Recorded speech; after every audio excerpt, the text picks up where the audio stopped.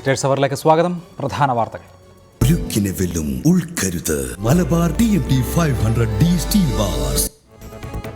P Sreeramakrishnan 14ാം നിയമസഭയുടെ speaker.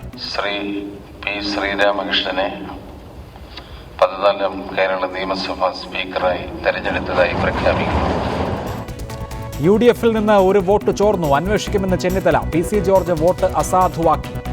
സംവാദ സംസ്കാരം കൊണ്ടുവരുമെന്ന് പി ശ്രീരാമകൃഷ്ണൻ. ശ്രീരാമകൃഷ്ണൻ എന്നുള്ളതായ ഒരു നല്ല പേരുള്ള എൻ്റെ ഒരു പഴയ സുഹൃത്ത്, അദ്ദേഹത്തിന് വോട്ട് ചെയ്യുകയാണ് എൻ്റെ ധർമ്മം എന്ന് ഞാൻ കരുതി. LDFനെ പിന്തുണച്ച O രാജഗോപാൽ വിവാദത്തിൽ. BJP നേതൃത്വത്തിൽ എതിർപ്പ്, പിന്തുണച്ചത് വ്യക്തി മികവ് നോക്കിയെന്ന് രാജഗോപാൽ. CPIM BJP ഒത്തുകളി വെളിച്ചത്തായതായി ചെന്നിത്തല. BJPയുടെ വോട്ട് എന്തുകൊണ്ട് നിഷേധിച്ചില്ലെന്ന് സുധീരൻ.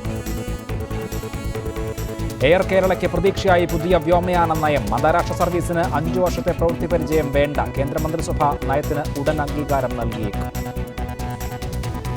ഉത്തർപ്രദേശിലെ മധുരയിൽ കയ്യേറ്റം ഒഴിപ്പിക്കലിനിടെ കൊല്ലപ്പെട്ടവരുടെ എണ്ണം 24ആയി. മരിച്ചവരിൽ 2 പോലീസ് ഉദ്യോഗസ്ഥരും. അഖിലേഷ് യാദവ് അന്വേഷണത്തിന് ഉത്തരവിട്ടു. അഖിലേഷ് സർക്കാരിന് വീഴ്ച പറ്റിയെന്ന് കിരൺ റിജിജു. സംസ്ഥാന ടെലിവിഷൻ അവാർഡുകൾ പ്രഖ്യാപിച്ചു. മികച്ച വാർത്താ അവതാരകൻ റിപ്പോർട്ടർ TVയിലെ അഭിലാഷ് മോഹനൻ. മികച്ച വിവരണത്തിനുള്ള പുരസ്കാരം reporter programme chief MS Baneshan. 14ാം കേരള നിയമസഭയുടെ സ്പീക്കറായി പി ശ്രീരാമകൃഷ്ണനെ തെരഞ്ഞെടുത്തു. 90 വോട്ടുകൾ ലഭിക്കേണ്ട ശ്രീരാമകൃഷ്ണന് 2 വോട്ട് അധികമായി ലഭിച്ചു. അതേസമയം UDF സ്ഥാനാർത്ഥി VP സജീന്ദ്രന് 1 വോട്ട് കുറവാണ് കിട്ടിയത്. തന്റെ വോട്ട് ശ്രീരാമകൃഷ്ണനാണ് നൽകിയതെന്ന് O രാജഗോപാൽ പറഞ്ഞു. പ്രോട്ടേം സ്പീക്കറായ S ശർമ്മയുടെ സാന്നിധ്യത്തിൽ രാവിലെ 9 മണിയോട് കൂടിയാണ് വോട്ടെടുപ്പ് ആരംഭിച്ചത്. മുഖ്യമന്ത്രി പിണറായി വിജയനാണ് ആദ്യം വോട്ട് ചെയ്തത്. 1.5 മണിക്കൂറിന് ശേഷം വോട്ടെണ്ണൽ പൂർത്തിയായപ്പോൾ LDFന്റെ സ്പീക്കർ സ്ഥാനാർത്ഥിയായ പി ശ്രീരാമകൃഷ്ണൻ 92 വോട്ടുകളുമായി സ്പീക്കറായി തെരഞ്ഞെടുക്കപ്പെട്ടു. ശ്രീ പി ശ്രീരാമകൃഷ്ണനെ 14ാം കേരള നിയമസഭാ സ്പീക്കറായി തെരഞ്ഞെടുത്തതായി പ്രഖ്യാപിക്കുന്നു. പ്രോട്ടേം സ്പീക്കർ S ശർമ്മയെ മാറ്റി നിർത്തിയാൽ 90 വോട്ടുകളായിരുന്നു ശ്രീരാമകൃഷ്ണൻ ലഭിക്കേണ്ടിയിരുന്നത്. എന്നാൽ 2 വോട്ടുകൾ ശ്രീരാമകൃഷ്ണന് അധികം ലഭിച്ചു. തന്റെ വോട്ട് ശ്രീരാമകൃഷ്ണനാണ് നൽകിയതെന്ന് BJP അംഗമായ O രാജഗോപാൽ സ്ഥിരീകരിച്ചു. ഞാൻ ശ്രീ രാമകൃഷ്ണൻ വോട്ട് ചെയ്തു. അതിൽ വിജയിച്ചതിൽ സന്തോഷമുണ്ട്. ആ സന്തോഷം ഞാൻ പരസ്യമായിട്ട് പ്രകടിപ്പിക്കുകയും ചെയ്തിട്ടുണ്ട്. സ്പീക്കറായി തെരഞ്ഞെടുക്കപ്പെട്ട ശ്രീരാമകൃഷ്ണനെ മുഖ്യമന്ത്രിയും പ്രതിപക്ഷ നേതാവും ചേർന്ന് സ്പീക്കർ ഡയസിലേക്ക് ആനയിച്ചു. തുടർന്ന് മുഖ്യമന്ത്രിയും പ്രതിപക്ഷ നേതാവും മറ്റ് കക്ഷി നേതാക്കളും സ്പീക്കറെ അഭിനന്ദിച്ച് സംസാരിച്ചു. പിന്നാലെ സ്പീക്കറുടെ മറുപടി പ്രസംഗം. മാതൃകാപരമായ നിരവധി നിയമനിർമ്മാണങ്ങൾക്ക് നേതൃത്വം നൽകി രാജ്യത്തെ പല നിയമസഭകൾക്കും പലപ്പോഴും പാർലമെന്റിന് പോലും പ്രചോദനമായ സഭയാണ് ഇത്. ഇത്തരമൊരു ചരിത്രവേദിയുടെ അധ്യക്ഷനായി പ്രവർത്തിക്കാൻ സാധിക്കുന്നത് ജീവിതത്തിലെ ധന്യമായ ഒരു അനുഭവമായി ഞാൻ കരുതുന്നു. ഇനി 24-ാം തീയതി ഗവർണറുടെ നയപ്രഖ്യാപനത്തോടു കൂടിയായിരിക്കും നിയമസഭാ സമ്മേളനം പുനരാരംഭിക്കുക. സേഫ് സൈനുലാബ്ദീൻ, റിപ്പോർട്ടർ, തിരുവനന്തപുരം. സ്പീക്കർ തെരഞ്ഞെടുപ്പിലെ വോട്ട് നില സംസ്ഥാന രാഷ്ട്രീയത്തിലും ചലനങ്ങൾ സൃഷ്ടിക്കുമെന്ന് തിരുവനന്തപുരം ബ്യൂറോ റിപ്പോർട്ട് ചെയ്യുന്നു. O രാജഗോപാൽ LDFന് വോട്ട് ചെയ്തത് LDF BJP ധാരണ മൂലമാണെന്ന ആരോപണവുമായി പ്രതിപക്ഷം രംഗത്തെത്തി. UDF പക്ഷത്തു നിന്ന് കിട്ടിയ 1 വോട്ട് ചൂണ്ടിക്കാട്ടി പ്രതിപക്ഷ ആരോപണത്തെ പ്രതിരോധിക്കാനാണ് LDFന്റെ തീരുമാനം. UDF വോട്ട് ചോർച്ച അന്വേഷിക്കുമെന്ന് പ്രതിപക്ഷ നേതാവ് രമേശ് ചെന്നിത്തല പ്രതികരിച്ചു.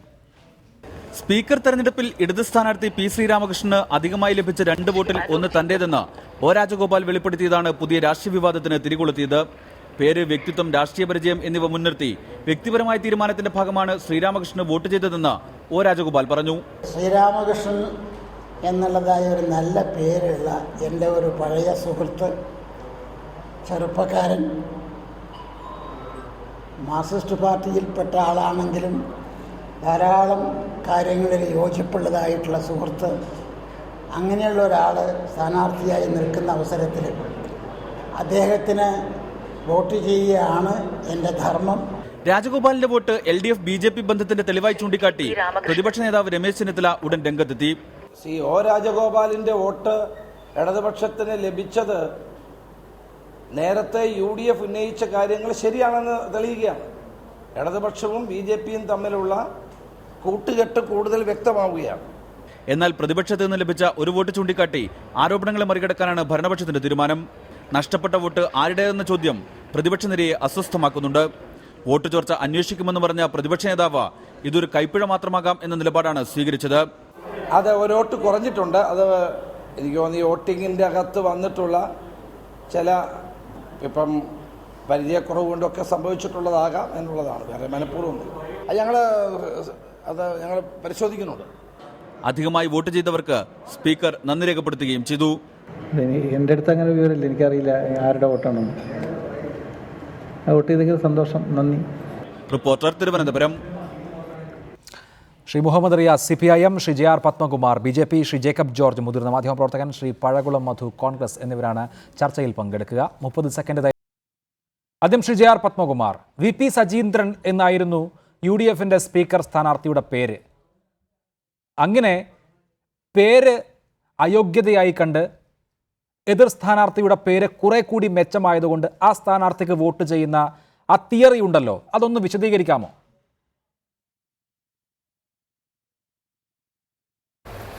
അല്ല, അങ്ങനെ നമ്മുടെ ഒരു അഭിപ്രായം പറയുമ്പോൾ ഒരു വാക്കിലോ വാചകത്തിലോ എടുത്തല്ലല്ലോ നമ്മളൊരു വിലയിരുത്തേണ്ടത്, ആ പ്രശ്നത്തെ വിലയിരുത്തേണ്ടത്. അതുകൊണ്ട് അങ്ങനെ വിലയിരുത്തുമ്പോൾ തന്നെ ഈ പ്രശ്നത്തിൻ്റെ ഗൗരവം കുറഞ്ഞു പോകും.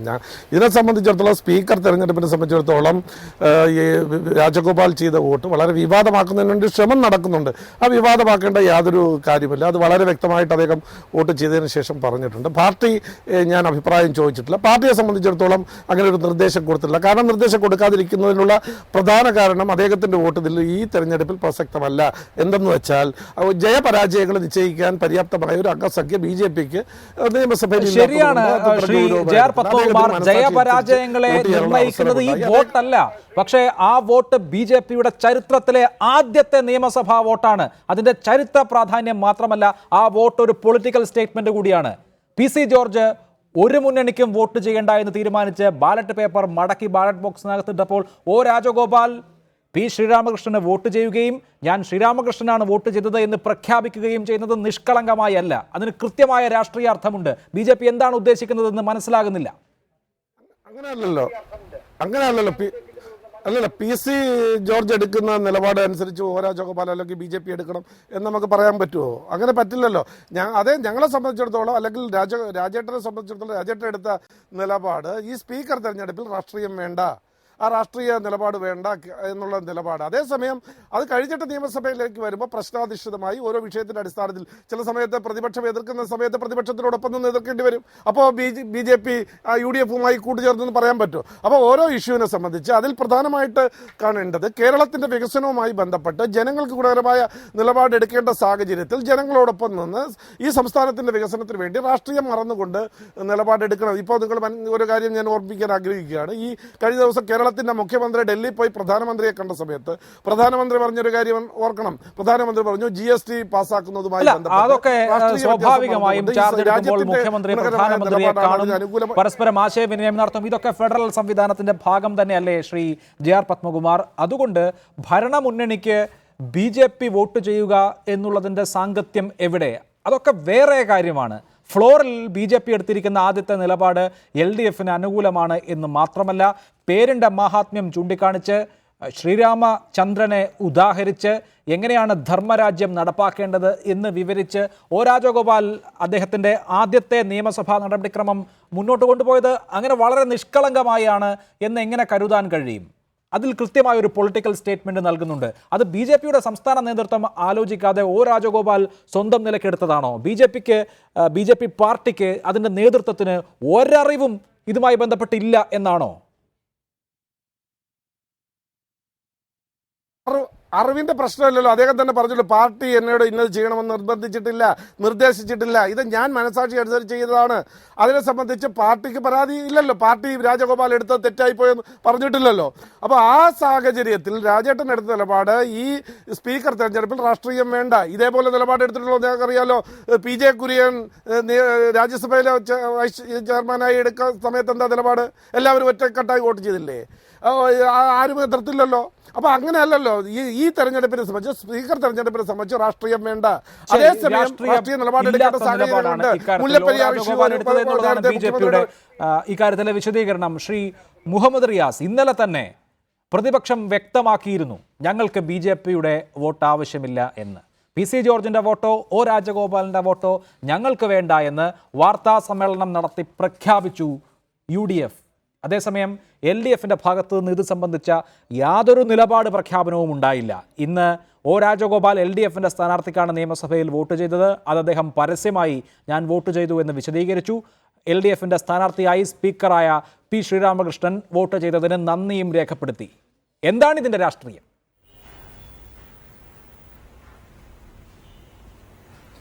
ഒന്ന്, ഇന്നലെ പ്രതിപക്ഷ നേതാവ് പ്രഖ്യാപിച്ചതും BJP വോട്ട് വേണ്ട എന്ന് പ്രഖ്യാപിച്ചതും, ഇന്ന് ഇതിന് ശേഷം പ്രതിപക്ഷ നേതാവ് ഇത് BJPയും LDFും തമ്മിലുള്ള ധാരണയാണെന്ന് പ്രഖ്യാപിച്ചതും ഒക്കെ തന്നെ ഇപ്പം ജനം ചർച്ച ചെയ്യുന്നുണ്ട്. സ്വയം പ്രതിപക്ഷ നേതാവ് അപഹാസ്യമാകുന്നു. ഒരു വോട്ട് കൊണ്ട് സ്പീക്കർ മാറി മറിയില്ല എന്നുള്ളത് എല്ലാവർക്കും അറിയാം. ഇടതുപക്ഷ ജനാധിപത്യ മുന്നോട്ട് സ്ഥാനാർത്ഥി സ്പീക്കർ ശ്രീ ശ്രീരാമകൃഷ്ണൻ വിജയിച്ചു വരുമെന്ന് എല്ലാവർക്കും അറിയുന്ന കാര്യമാണ്. ഇവിടെ പ്രതിപക്ഷ നേതാവിൻ്റെ ഇന്നലത്തെ പ്രസ്താവന, BJPയുടെ വോട്ട് വേണ്ട എന്ന പ്രസ്താവന കേട്ടാൽ തോന്നും BJPയുടെ ഒരു വോട്ടുണ്ടെങ്കിൽ ശ്രീ സജീന്ദ്രൻ കേരളത്തിൻ്റെ സ്പീക്കറായനെ. BJPയുടെ ഒരു വോട്ടുണ്ടെങ്കിൽ ശ്രീ സജീന്ദ്രൻ കേരളത്തിൻ്റെ സ്പീക്കറാകാൻ പോകുന്ന സമയത്ത് BJPയുടെ വോട്ട് വേണ്ട എന്ന ശ്രീ രമേശ് ചെന്നിത്തല നടത്തിയ പ്രസ്താവന അബ്ബാര നിലപാട് തന്നെ. UDFനെ സ്നേഹിക്കുന്ന ഒരു സുഹൃത്ത് എന്നോട് പറഞ്ഞത്, ഇതേ ധീര നിലപാട് ശ്രീ രമേശ് ചെന്നിത്തല ഹരിപ്പാട് മത്സരിച്ച ഈ ഘട്ടത്തിൽ BJPയുടെ വോട്ട് വേണ്ട എന്ന് പറഞ്ഞിരുന്നെങ്കിൽ UDFന് മറ്റൊരു പ്രതിപക്ഷ നേതാവിന് സംഭാവന നൽകാൻ വേണ്ടി സാധിക്കുമായിരുന്നു എന്നാണ്. അപ്പോൾ കാര്യങ്ങൾ ഏറെക്കുറെ മനസ്സിലായിട്ടുണ്ടല്ലോ. ശ്രീ രാജഗോപാൽ എങ്ങനെ നിയമസഭക്കകത്ത് എത്തി എന്നുള്ളത് പരിശോധിച്ചാൽ അവിടുത്തെ UDFന്റെ സ്ഥാനാർത്ഥിക്ക് ഈ നിയമസഭാ തെരഞ്ഞെടുപ്പിൽ കിട്ടിയ വോട്ട് എത്രയെന്ന് പരിശോധിച്ചാൽ മതി. എല്ലാ കാര്യങ്ങളും വ്യക്തമാകും. അതാണ് താങ്കൾ കഴിഞ്ഞ തവണ UDFന് അവിടെ കിട്ടിയ വോട്ടും ഇത്തവണ കിട്ടിയ വോട്ടും പരിശോധിച്ചാൽ UDF വോട്ട് മറിച്ച് രാജഗോപാലിനെ എത്തിച്ചു. കഴിഞ്ഞ നിയമസഭാ തെരഞ്ഞെടുപ്പിൽ UDFന്റെ സ്ഥാനാർത്ഥികൾക്ക്, ഈ പറയുന്നവർക്കാർക്കും BJPയുടെ വോട്ട് ഞങ്ങൾക്ക് വേണ്ട എന്ന നിലപാടില്ലായിരുന്നു. BJP മത്സരിക്കുന്നത് കൊണ്ട് അങ്ങനെ ഒരു നിലപാടിന് പ്രസക്തിയില്ല എന്ന് വേണമെങ്കിൽ പറയാം. പക്ഷേ ഒരയിത്തവും ഒരാളും പ്രഖ്യാപിച്ചിരുന്നില്ല. പക്ഷേ സ്പീക്കർ തെരഞ്ഞെടുപ്പിന് മുന്നോടിയായി ഇങ്ങനെ ഒരു അയിത്ത പ്രഖ്യാപനം ഉണ്ടാകുന്നു. അത് കേട്ട് രാജഗോപാൽ LDFന് വോട്ട് ചെയ്യുന്നു. ഇതാ LDF BJP ബാന്ധവം എന്ന് കോൺഗ്രസിൻ്റെ നേതാക്കളൊക്കെ അലമുറയിടുന്നു. ഇതൊക്കെ പ്രീ പ്ലാൻഡ് ആണ് എന്ന് ഇപ്പോൾ LDF ആരോപിച്ചാൽ എന്താണ് അതിൻ്റെ മറുപടി?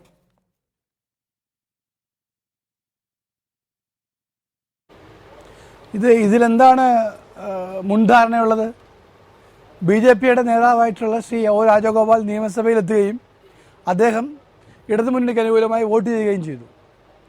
ഇവിടെ ശ്രീ മുഹമ്മദ് റിയാസ് പറഞ്ഞാൽ കഥ അറിയാതെ ആട്ടം കാണുകയാണ്. ഇളിഭ്യരായിരുന്നിട്ട് ഒരു ഉത്തരം പറയാൻ കഴിയാത്തതുകൊണ്ട് പഴയ കാര്യങ്ങളെല്ലാം എടുത്ത് പറയുകയാണ്. അന്നിങ്ങനെയല്ലേ, ഇവരുടെ പാർട്ടി ജനിച്ചപ്പോൾ തൊട്ട് BJPയും കോൺഗ്രസും സഖ്യമാണെന്ന് വരെ പറയുകയാണ്. പക്ഷേ ഒരു ഘട്ടം, യഥാർത്ഥമായ ഘട്ടം വരുമ്പോൾ BJPയും CPM തമ്മിലാണ് ധാരണ എന്ന് വെളിവാക്കുന്നതാണ് ഇന്ന് നിയമസഭയിൽ BJP നേതാവ് ശ്രീരാമകൃഷ്ണൻ വോട്ട് ചെയ്തത്. അതൊരു യാദൃച്ഛിക സംഭവമല്ല. BJP എത്ര നിസ്സാരവൽക്കരിച്ചാലും അത് ജനങ്ങളത് അംഗീകരിക്കില്ല. BJP നേതാവ് O രാജഗോപാലിൻ്റെ വോട്ട് ഇന്ന് വലിയ വിലയുള്ളതല്ലെങ്കിൽ ഇനി അടുത്ത 5 വർഷക്കാലവും ആ വോട്ടിന് ഒരു വിലയില്ലാതെ ആകാൻ പോവുകയാണ്. അദ്ദേഹത്തിൻ്റെ വോട്ട് ഇവിടെ നിർണായക സ്വാധീനമൊന്നുമില്ല. അപ്പോൾ എന്ന് നിങ്ങളിങ്ങനെയാണ് ചെയ്യാൻ പോകുന്നത്? നിസ്സാരമായിട്ടാണോ ചെയ്യുന്നത്? O രാജഗോപാൽ അദ്ദേഹത്തിൻ്റെ ബഹുമാനായ നേതാവാണ് ശ്രീ O രാജഗോപാൽ. അദ്ദേഹത്തിൻ്റെ വോട്ട് അദ്ദേഹം ഇത്ര നിസ്സാരമായി ചെയ്തെന്ന് കരുതാൻ കഴിയില്ല. ഈ തെരഞ്ഞെടുപ്പ് കാലത്തെ കേരളത്തിൽ അങ്ങോളം ഇങ്ങോളം കോൺഗ്രസ് മുക്ത ഭാരതത്തിന് വേണ്ടി നിലകൊള്ളുന്ന രണ്ട് മുന്നണികൾ എടുത്ത പരസ്പര സഹായ നിലപാടിൻ്റെ ഒരു പ്രതികരണമാണ്, അല്ലെങ്കിൽ ഒരു പ്രതിഫലനമാണ് നിയമസഭയിൽ ഇന്ന് നടന്ന വോട്ടിങ്ങിൽ നമ്മൾ കാണാൻ കഴിഞ്ഞത്. CPM-നെ സഹായിക്കുകയല്ലാതെ അദ്ദേഹത്തിന് വേറെ മാർഗമില്ല. കോൺഗ്രസ് പറഞ്ഞു ഞങ്ങൾക്ക് വേണ്ടത് LDFന്റെ സ്പീക്കർ സ്ഥാനാർത്ഥി ജയിക്കാൻ O രാജഗോപാലിന്റെ വോട്ട് ആവശ്യമുണ്ടായിരുന്നില്ല. യോജിപ്പ് ആവശ്യമുള്ള ഘട്ടമേ അല്ല ഇത്. പരസ്പര സഹകരണം ആവശ്യമുള്ള ഘട്ടത്തിലല്ലാതെ എന്തിന് പരസ്പരം സഹകരിക്കണം? താങ്കൾ ഈ പറയുന്ന മാതിരിയാണ് എങ്കിൽ ആവശ്യമുള്ള ഘട്ടങ്ങളിൽ പരസ്പരം സഹായിക്കാം. പക്ഷേ ആവശ്യമില്ലാത്ത ഘട്ടത്തിൽ സഹായിച്ചിട്ട് ഞാൻ സഹായിച്ചു എന്ന് വിളിച്ചു പറയേണ്ട കാര്യം എന്താണ്?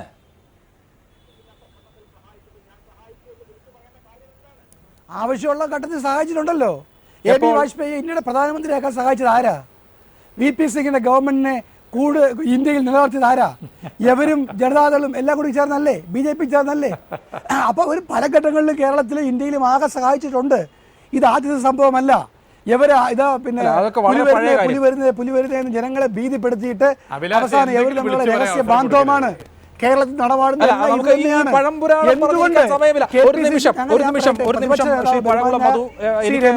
രണ്ടാമത്തെ പ്രധാനപ്പെട്ട ഘടകത്തിലേക്ക് കൂടി പോകേണ്ടതുണ്ട്. ശ്രീ ജേക്കബ് ജോർജ്, UDFന്റെ ഒരു വോട്ട് ചോർന്നിരിക്കുന്നു എന്നുള്ളത് ഒട്ടും നിസ്സാരമല്ല. അബദ്ധം പറ്റിയതാണ് എന്ന് നമ്മൾ വിശ്വസിക്കണമെങ്കിൽ പാടാണ്. കാരണം 2 പേരുടെ പേര് മാത്രം എഴുതിയ ഒരു ബാലറ്റ് പേപ്പറിൽ വളരെ കൃത്യമായി ആദ്യത്തെ പേര് VP സജീന്ദ്രൻ്റെതും രണ്ടാമത്തെ പേര് P ശ്രീരാമകൃഷ്ണൻ്റേതുമാണ്. അതിൽ VP സജീന്ദ്രൻ എന്ന് കരുതിയ ഒരാൾ ശ്രീരാമകൃഷ്ണന് വോട്ട് ചെയ്തു.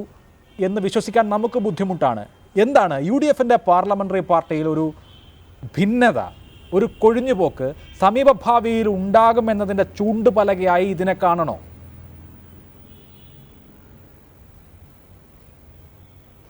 അല്ല, ഒരു ഒഴിഞ്ഞുപോക്ക് ഉണ്ടാകും എന്നുണ്ടെങ്കിൽ അതിന് നാന്ദിയായിട്ട് ഈ ഒരു വില കാണിക്കേണ്ട കാര്യമില്ല. ഇത് അത്ര വലിയ ഒരു രാഷ്ട്രീയ പ്രാധാന്യമായിട്ട് നമ്മളൊക്കെ ചർച്ച ചെയ്യുമ്പോൾ ആ വ്യക്തിക്ക് അബദ്ധം പറ്റിയതാണെങ്കിൽ അദ്ദേഹം പുറത്ത് പറയണമായിരുന്നു. അബദ്ധം പറ്റി, തെറ്റാർക്കും പറ്റാമല്ലോ. ഒരു കോൺഗ്രസ് MLAക്ക് തെറ്റുപറ്റി എന്നുള്ളത് വലിയ അത്ഭുതമൊന്നുമല്ല. പുറത്ത് പറഞ്ഞാൽ കാര്യങ്ങൾ തീർച്ചയായിട്ടും നമ്മൾ ആ നിലയിൽ കണക്കാക്കുമായിരുന്നു. മറിച്ച് അദ്ദേഹം തെറ്റുപറ്റിയെങ്കിലും തെറ്റുപറ്റിയതായിട്ട് പറയുന്നില്ല. ഇതിനകത്ത് ഗൂഢാലോചനയുണ്ടെങ്കിൽ അതെന്താണ് എന്ന് കണ്ടുപിടിക്കാൻ ആരെങ്കിലും അങ്ങനെ മനഃപൂർവ്വമായിട്ട് വോട്ട് മാറി ചെയ്തിട്ടുണ്ടെങ്കിൽ അതാരെന്ന് കണ്ടുപിടിക്കാൻ കോൺഗ്രസ് നേതൃത്വമോ UDF നേതൃത്വമോ കാര്യമായി ശ്രമിച്ചു കാണുന്നുമില്ല. അങ്ങനെ വരുമ്പോഴേക്ക് ഇതിൽ എന്തോ ഒളിഞ്ഞിരിപ്പില്ലേ എന്നത് ന്യായമായൊരു സംശയം മാധ്യമപ്രവർത്തകർക്കും രാഷ്ട്രീയം കാണുന്നവർക്കും അതേക്കുറിച്ച് ചിന്തിക്കുന്നവർക്കും ആലോചിക്കുന്നവർക്കും തോന്നും. ആ ഒരു സംശയം ശരിക്കും ഇപ്പോഴും എന്താണ് ഇതിന് കാരണം, ഒരു വോട്ട് മാറി ചെയ്യാനുള്ള കാരണം എന്നത് തികച്ചും ദുരൂഹമാണ്. അതിൻ്റെ ഉദ്ദേശം എന്താണെന്ന് മനസ്സിലാകുന്നില്ല. അതുകൊണ്ട് തന്നെ ഞാൻ ഇതേക്കുറിച്ച് കൂടുതലൊന്നും പറയാൻ ആഗ്രഹിക്കുന്നില്ല. കാരണം ഇതൊരു വൃഥാ വ്യായാമമാണ്. ഇത് കണ്ടുപിടിക്കേണ്ടത് കോൺഗ്രസ് നേതൃത്വമാണ്, UDFന്റെ നേതൃത്വമാണ്. അവരത് ഇത് ആരാണ്, എന്താണ് അതിൻ്റെ ഉദ്ദേശം? രമേശ് ചെന്നിത്തല ഇങ്ങനെ ഒഴുക്കൻ മട്ടിൽ പറഞ്ഞതേ ഉള്ളൂ. അങ്ങനെ തെറ്റുപറ്റിയതാവും, ആദ്യമായിട്ടൊക്കെ വോട്ട് ചെയ്യുന്നവർക്ക് തെറ്റുപറ്റിയതാവാം, ആദ്യമായിട്ടാണ് വോട്ട് ചെയ്യുന്നവർക്കാണ് അബദ്ധം പറ്റിയെന്ന് അദ്ദേഹം സൂചിപ്പിക്കുകയാണ്. പക്ഷേ എന്താണ് യാഥാർത്ഥ്യം എന്താണ് എന്ന് കണ്ടുപിടിച്ച് ജനങ്ങളെ അറിയിക്കാനുള്ള ബാധ്യത UDF നേതൃത്വത്തിനുണ്ട് എന്ന കാര്യം ഞാൻ ഓർമ്മിപ്പിക്കുകയാണ്. അല്ല, ഇതിൽ ശ്രീ ജേക്കബ് ജോർജ്, ഒരു കുത്തഴിഞ്ഞ അവസ്ഥ UDFനെ സംബന്ധിച്ച് ഇനി ഫ്ലോറിൽ നേരിടാൻ പോവുകയാണോ? ഒരു വലിയ തെരഞ്ഞെടുപ്പ് തോൽവി ഉണ്ടായി, പക്ഷേ അതിനുശേഷം ലീഡറെ തെരഞ്ഞെടുക്കുന്ന കാര്യത്തിലോ മറ്റു കാര്യങ്ങളിലോ ഒന്നും വലിയ ഭിന്നതയോ പൊട്ടിത്തെറിയോ ഒന്നും കോൺഗ്രസിലോ UDFിലോ ഉണ്ടായിട്ടില്ല എന്ന് നമ്മൾ കാണണം. പക്ഷേ അവിടെ നിശബ്ദമായ വിധത്തിൽ നേതൃത്വത്തോട് കലഹിക്കുന്ന, അങ്ങനെ ഒരു സന്ദേശം നൽകുന്ന, വിമതസ്വരം പുറപ്പെടുവിക്കുന്ന ആരെങ്കിലും ഉണ്ടാകാം, അല്ലെങ്കിൽ ഒരു വിഭാഗം ഉണ്ടാകാം. അതിൻ്റെ സൂചനയാണ് ഇത് എന്ന് നമ്മൾ നിരീക്ഷിക്കണോ?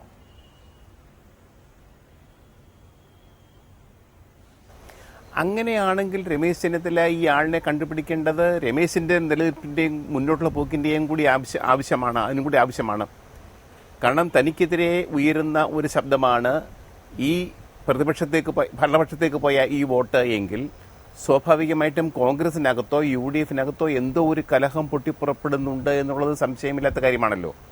പക്ഷെ അത് കണ്ടുപിടിക്കാൻ എന്തുകൊണ്ട് ഒരു അലംഭാവം UDF നേതൃത്വത്തിന്റെ ഭാഗത്തു നിന്ന് ഉണ്ടാവുന്നു എന്നുള്ളതാണ് സംശയം ഉണ്ടാക്കുന്ന കാര്യം. ഇത് ഞാൻ അങ്ങനെയൊന്നും വിശ്വസിക്കുന്നില്ല. കാരണം UDFിൽ അങ്ങനത്തെ ഒരു കലഹമുണ്ടാക്കാനും മാത്രമുള്ള ശാക്തിക ചേരികളൊന്നും രൂപം കൊണ്ടിട്ടില്ല. കോൺഗ്രസിനകത്തും അതെ. ഒരുപക്ഷെ രമേശ് ചെന്നിത്തല വന്നതിനോട് എതിർപ്പുള്ളവർ, പ്രതിപക്ഷ നേതാവായി പെട്ടെന്ന് വന്നതിനോട് എതിർപ്പുള്ളവർ സ്വാഭാവികമായിട്ടും കോൺഗ്രസിനകത്തുണ്ടാവാം. പക്ഷേ അവരാരെങ്കിലും ഇതുപോലെ അതിൽ പ്രതിഷേധിച്ച് ഒരു വോട്ട് മറിച്ച് ഭരണപക്ഷത്തിന് അത് ജയിക്കാൻ ഒരു ബുദ്ധിമുട്ടുമില്ലാത്ത ഭരണപക്ഷത്തെ സ്ഥാനാർത്ഥി ശ്രീരാമകൃഷ്ണന് കൊടുക്കുമെന്ന് ഞാൻ കരുതുന്നില്ല. ഇതൊരു വഴിയുമല്ല, ഇതൊരു മാർഗമല്ല. പക്ഷേ എന്തൊക്കെയോ ചിലപ്പോൾ രമേശ് പറയുന്നത് പോലെ തെറ്റുപറ്റിയതാവാം, അല്ലെങ്കിൽ മനഃപൂർവ്വം ചെയ്തതാവാം. അതെന്താണെന്ന് കണ്ടുപിടിക്കാനുള്ള ബാധ്യത എന്താണ് എന്ന് ഇപ്പോൾ വ്യക്തമല്ല. ശ്രീ പഴകുളം മധു, ശരി, നിങ്ങൾ പറയുന്നു രാജഗോപാൽ BJP LDF ധാരണയുടെ അടിസ്ഥാനത്തിലാണ് P. ശ്രീരാമകൃഷ്ണന് വോട്ട് ചെയ്തത് എന്ന്.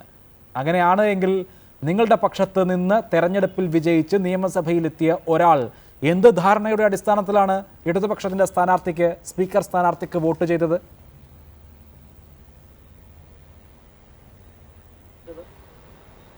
ബഹുമാന്യ പ്രതിപക്ഷ നേതാവ് ഇന്ന് പറയുകയുണ്ടായി, അതൊരു യാദൃശ്ചികമായ ഒരു ആർക്കെങ്കിലും ഉണ്ടായ ഒരു കൈപ്പിഴ ആയിരിക്കാം എന്ന് അദ്ദേഹം പറയുകയുണ്ടായി.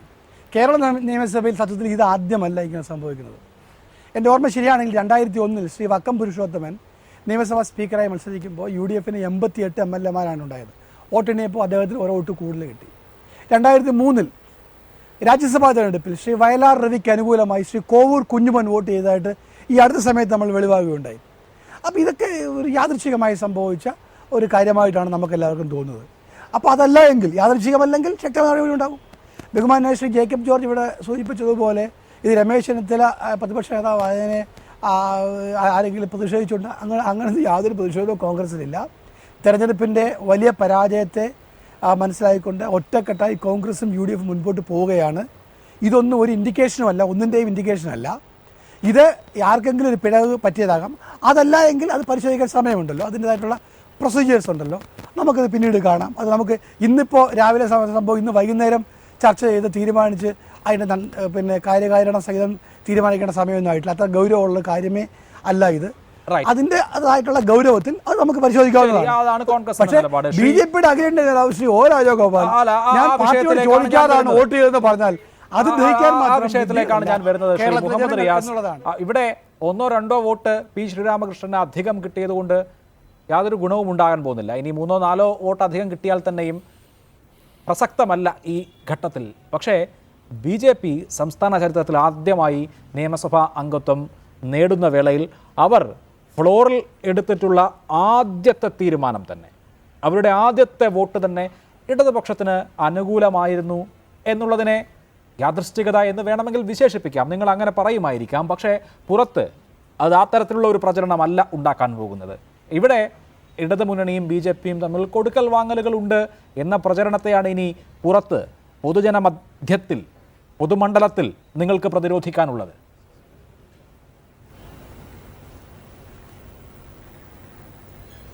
അതൊരിക്കലും പൊതുജനങ്ങൾക്കിടയിൽ അതൊരു വിഷയമായി മാറില്ല, ഒരു സംശയമില്ല. നേരെ മറിച്ച് കോൺഗ്രസ് ആയിരുന്നെങ്കിൽ പൊതുജനം ചിലപ്പോൾ സംശയിച്ചേനെ. ഇവിടെ ശ്രീ രാജഗോപാൽ ശ്രീ രാമകൃഷ്ണൻ എന്ന പേര് ആണ് ആകർഷിക്കാൻ ഒരു കാരണമെന്ന് പറയുകയുണ്ട്. ഇതേ ശ്രീരാമകൃഷ്ണൻ തന്നെയായിരുന്നു പൊന്നാനിയിലെ ഞങ്ങളുടെ സ്ഥാനാർത്ഥി. 2011-ലും 2016-ലും സഖാവ് ശ്രീരാമകൃഷ്ണൻ സ്ഥാനാർത്ഥിയായപ്പോൾ RSSും BJPയും അദ്ദേഹത്തെ അറ്റാക്ക് ചെയ്ത് അവിടെ UDF സ്ഥാനാർത്ഥിക്ക് സൗകര്യം ചെയ്ത് കൊടുത്തത് പൊന്നാനിക്കാർക്കും മലബാറുള്ളവർക്കും എല്ലാവർക്കും അറിയുന്ന കാര്യമാണ്. ഇനി രാമനോട് ഇത്ര സ്നേഹമാണെങ്കിൽ ഞങ്ങളുടെ അഖിലേന്ത്യാ ജനറൽ സെക്രട്ടറി സീതാറാമാണ്. സീതാറാം യെച്ചൂരി എങ്ങനെയൊക്കെയാണ് RSSും BJPയും അറ്റാക്ക് ചെയ്തുകൊണ്ടിരിക്കുന്നത് ഞാൻ പ്രത്യേകിച്ച് അഭിലാഷെ പറയേണ്ടതില്ലല്ലോ. ഞങ്ങളുടെ പാർട്ടി രാജ്യത്ത് അത്ര വലിയ സംഭവമൊന്നുമല്ല. പക്ഷേ ഞങ്ങളുടെ പാർട്ടിയുടെ കേന്ദ്ര കമ്മിറ്റി ആഫീസ് 5 തവണ ആക്രമിച്ചു. ഞങ്ങളുടെ സഖാക്കളെ കൊലപ്പെടുത്തുന്ന ഒരു പ്രസ്ഥാനം ഇവിടെ നിയമസഭയിൽ വന്ന് ഞങ്ങൾക്ക് വോട്ട് ചെയ്യുന്നു എന്നുള്ളതിന്റെ ഉത്തരം പറയേണ്ടത് BJPയാണ്. ഇത് അഭിലാഷെ തിരിച്ചായിരുന്നെങ്കിൽ ഞങ്ങൾക്കൊരു MLAയും BJPക്ക് ഞങ്ങളുടെ പൊസിഷനും കോൺഗ്രസ് പ്രതിപക്ഷവുമാണെങ്കിൽ ഞങ്ങൾ ഇങ്ങനെ വോട്ട് ചെയ്യില്ല എന്ന് മാത്രമല്ല, അങ്ങനെ ആ ഒരു MLA ആയ CPIM-കാരൻ വോട്ട് ചെയ്തിട്ടുണ്ടെങ്കിൽ അദ്ദേഹം പിന്നെ CPIM-ൽ ഉണ്ടാകുകയുമില്ലായിരുന്നു. 2016 നിയമസഭാ തെരഞ്ഞെടുപ്പിൽ പരസ്യമായി BJPയുടെ വോട്ട് വേണ്ട, RSSന്റെ വോട്ട് വേണ്ടതില്ല എന്ന് പറഞ്ഞ പ്രസ്ഥാനം ഞങ്ങളുടെ പ്രസ്ഥാനം. അല്ലാതെ ആസാമിലെ കോൺഗ്രസിന്റെ MLA-മാരെ പോലെ തിങ്കളാഴ്ച കോൺഗ്രസ് MLA-മാരായവർ ചൊവ്വാഴ്ച BJP MLA-മാരായ പാരമ്പര്യമുള്ളവരല്ല ഞങ്ങൾ. ഇതോടൊപ്പം UDF-ന്റെ ഒരു MLA വോട്ട് ചെയ്തു. അതിന്റെ കാരണം അതിലേക്ക് പോകാം. പക്ഷേ അതിലേക്ക് പോകുന്നതിന് മുൻപ് ശ്രീ JR പത്മകുമാർ, ശരിയാണ്, O രാജഗോപാൽ നിയമസഭാ തലത്തിൽ എടുത്ത നിലപാടായിരിക്കും BJP എന്ന പാർട്ടിക്ക് ആ നിലപാട് ബോധ്യപ്പെടുന്നതാണോ? BJPയുടെ അണികൾക്ക് വിശദീകരിച്ച് നൽകാൻ നേതൃത്വത്തിന് സാധിക്കുന്നുണ്ടോ? ഇത് കേരളത്തിൻ്റെ വിവിധ ഭാഗങ്ങളിൽ, വിശേഷിച്ച് വടക്കൻ കേരളത്തിൽ കായികമായി തന്നെ ഈ തെരഞ്ഞെടുപ്പ് കഴിഞ്ഞ വേളയിലടക്കം ഏറ്റുമുട്ടിക്കൊണ്ടിരിക്കുകയാണ് ഇടതുപക്ഷവും BJPയും. രണ്ട് പക്ഷത്തും ആൾനാശം തന്നെ ഉണ്ടായി ഈ അടുത്ത നാളുകളിൽ. അതിന് വലിയ ചരിത്രവുമുണ്ട്. അങ്ങനെ നിൽക്കുന്ന അണികളോട് നമ്മളുടെ പ്രതിനിധി ആദ്യമായി നിയമസഭയിൽ ചെന്ന് ചെയ്ത കാര്യം ഇടതുപക്ഷത്തിൻ്റെ സ്ഥാനാർത്ഥിക്ക് വേണ്ടി വോട്ട് ചെയ്യുകയാണ് എന്ന് വിശദീകരിക്കാൻ എങ്ങനെ സാധിക്കും?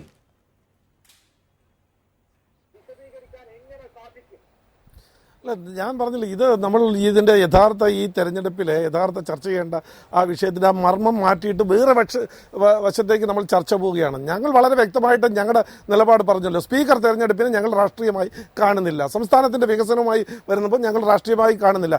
അവരെന്ത് നിലപാടെടുക്കുന്നു എന്നനുസരിച്ചിട്ടല്ല ഞങ്ങൾ എടുക്കുന്നത്. അവരെന്ത് പറയുന്നതനുസരിച്ചിട്ടല്ല ഞങ്ങൾ തീരുമാനമെടുക്കുന്നത്. ഞങ്ങൾ എടുക്കുന്ന തീരുമാനം ഞങ്ങളുടെ തീരുമാനമാണ്. ഞങ്ങളുടെ ചർച്ചയുടെ അടിസ്ഥാനത്തിൽ അല്ലെങ്കിൽ പാർട്ടിയുടെ നിലപാടാണ് ഞങ്ങൾ എടുക്കുന്നത്. അതിൽ CPM കഴിഞ്ഞ കാലങ്ങളിൽ എന്തെടുത്തിട്ടുണ്ട്, കോൺഗ്രസ് എന്തെടുത്തിട്ടുണ്ട് എന്ന നിലപാടുകൾ നോക്കിയിട്ടല്ല. ഞങ്ങൾ നിലപാടിൽ പശകുണ്ടെങ്കിൽ ഞങ്ങൾ പരിഹരിക്കാൻ ഉള്ള ശ്രമം, അതിനുള്ള മേഖലകൾ തലങ്ങൾ BJPക്കകത്തുണ്ട്, അല്ലെങ്കിൽ സംഘപരിവാർ പ്രസ്ഥാനത്തിനകത്തുണ്ട്. അത് അവിടെ മാധ്യമങ്ങളിൽ ചർച്ച ചെയ്യേണ്ട കാര്യമില്ല. ഇതിനെ സംബന്ധിച്ചിടത്തോളം ഇപ്പോൾ രാജഗോപാൽ വളരെ വ്യക്തമായിട്ട് പറഞ്ഞിട്ടുണ്ട്. ഈ നിലപാട് എന്നോട് പാർട്ടി നിശ്ചയിച്ച് ഇന്ന് ചെയ്യണമെന്ന് പറഞ്ഞിട്ടില്ല. ഞാൻ മനസാക്ഷി അനുസരിച്ചിട്ട് ഈ തെരഞ്ഞെടുപ്പിൽ ശ്രീരാമകൃഷ്ണൻ അദ്ദേഹം സ്പീക്കറാക്കാൻ യോഗ്യനാണെന്ന് എൻ്റെ മനസാക്ഷി പറഞ്ഞു. ഞാൻ വോട്ട് ചെയ്തു. ചെയ്തു. അതിൽ ഇപ്പോൾ നേരത്തെ പറഞ്ഞതുപോലെ 140 ആളുകൾക്ക് വോട്ട് ചെയ്യാൻ സ്പീക്കറെ സംബന്ധിച്ചിടത്തോളം രാജ്യസഭയിൽ അങ്ങനെ സംഭവിച്ചിട്ടുണ്ടല്ലോ. എല്ലാവരും ഒറ്റക്കെട്ടായി വോട്ട് ചെയ്തിട്ടുണ്ടല്ലോ.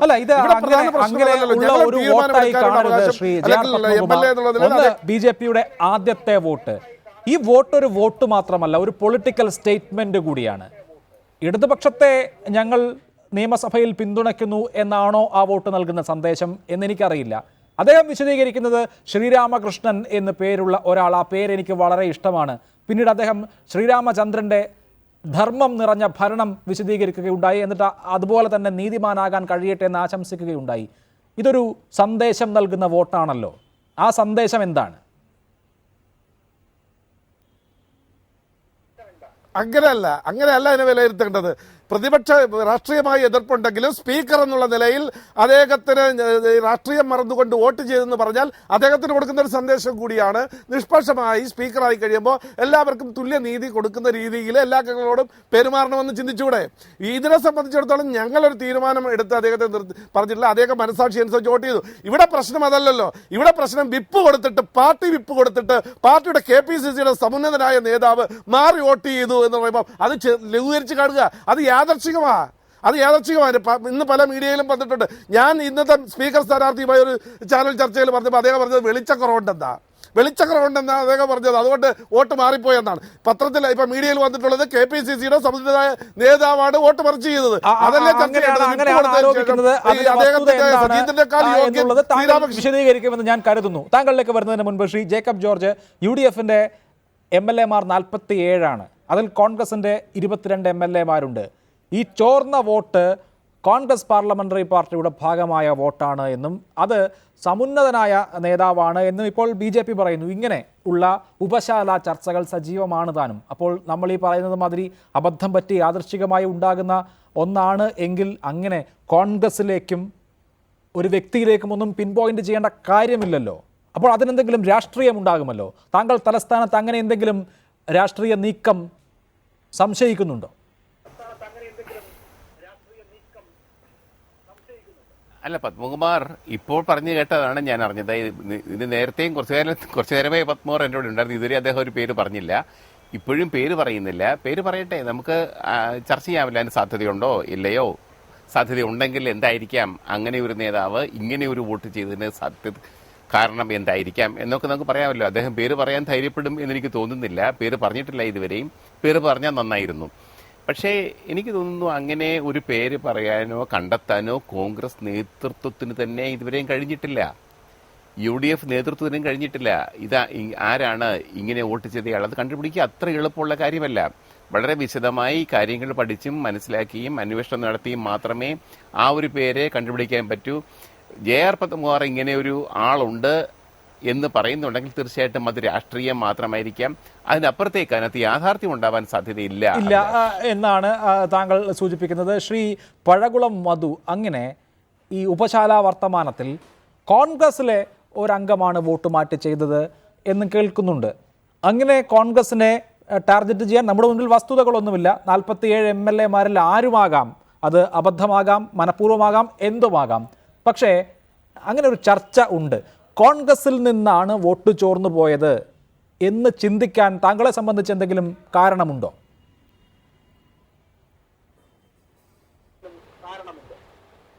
കോൺഗ്രസിൽ നിന്നാണ് വോട്ട് ചോർന്നതെന്ന് പത്മകുമാർ പറഞ്ഞപ്പോൾ എനിക്ക് ആശ്ചര്യമുണ്ടായി. അത് എവിടുന്ന് വോട്ട് ചോർന്നാലും അത് മനഃപൂർവ്വമാണെങ്കിൽ അതിന് ശക്തമായ നടപടി ഉണ്ടാകും. ഇത് കേരളത്തിൽ ആദ്യത്തെ സംഭവമല്ലെന്ന് ഞാൻ പറഞ്ഞു. 2-3 തവണ ഇത് ആവർത്തിച്ചിട്ടുണ്ട്. എന്ന് കരുതി ആവർത്തിക്കാനും പാടില്ല. ഉത്തരവാദിത്തപ്പെട്ട ആൾക്കാർ MLA-മാരായി ജയിച്ച് സഭയ്ക്കകത്ത് വന്നാൽ അത് അവരുടെ മര്യാദയാണ്, അവരുടെ ചുമതലയാണ്, ഉത്തരവാദിത്വ ബോധമാണ്. അതിന് വിരുദ്ധമാർക്ക് പ്രവർത്തിക്കാൻ കഴിയില്ല. അതൊരു യാദൃച്ഛികമായ സംഭവമാണ്. അതുപോലെയാണ് ഇത്. ജയിച്ചു കഴിഞ്ഞ് കേരളത്തിൽ അങ്ങോളം ഇങ്ങോളം BJP-ക്കാരെ പട്ടി തല്ലുന്നവരെ തല്ലിക്കൊല്ലുകയാണ് ഇവിടെ CPM. തിരിച്ച് CPM-മാരെയും ആ പാർട്ടിയുടെ നേതാവായിട്ടുള്ള O. രാജഗോപാൽ AKG സെന്ററിൽ ചെന്ന് പിണറായി വിജയനുമായി എന്ത് രഹസ്യ ചർച്ചയാണ് നടത്തിയത്? ഡൽഹിയിൽ ശ്രീമാൻ പിണറായി വിജയൻ മുഖ്യമന്ത്രിയായി ചെന്നപ്പോൾ 6 മുള കണ്ണാടിയുമായിട്ടാണ് പോയത്. പ്രധാനമന്ത്രി പറഞ്ഞത് ചില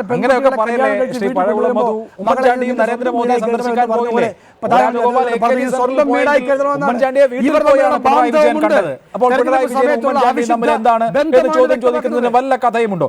അങ്ങനെയൊക്കെ നമ്മൾ എങ്ങനെയാണ് ഒരു ചർച്ച മുന്നോട്ട് കൊണ്ടുപോവുക?